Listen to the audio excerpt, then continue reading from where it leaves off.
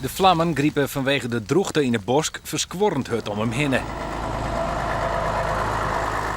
Korpsen van onder oren de Jouwer, Burgum, Boetenpost en Appelskeer komen in peloton met de bosken bij Bovensmilde om haar Drentse collega's bij te staan. Nou, ik heb net de waterwagen ingezet links het bos in. Over. Marines van der Velde van de brandwacht die Tjerkstradiel stuurt de Frieske delegatie aan. Ik heb in ieder geval al, ik kan beter praten in een aantal auto's. Ik heb al 8 voertuigen staan. Nou, maal 6 heb je 48. Prima.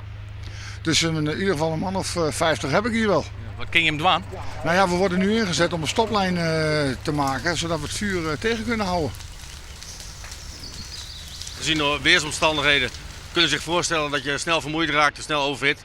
Dus er moeten veel mensen aflossen, elkaar aflossen en de gelegenheid bieden om de voldoende te drinken en te eten. Kunnen jullie grip krijgen op de vuurhaard? Nou, op dit moment hebben we niet echt grip op de vuurhaard. We proberen uiteraard de uitbreiding te voorkomen zoveel mogelijk. Maar we kunnen niet spreken dat we het onder controle hebben.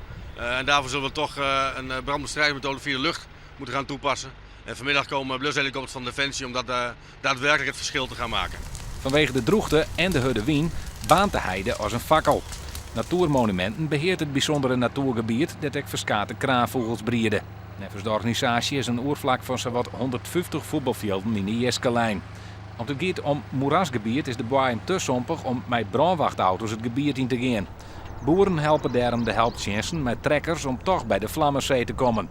En vanuit de lucht brengt een politiehelikopter het gebied in kaart.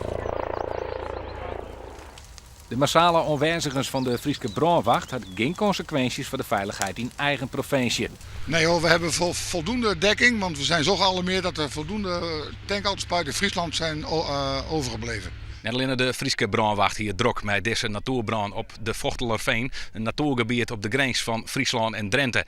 Want de wien die staat zo dat een pad van de Reek richting Jesterwoude en Appelskeer gaat.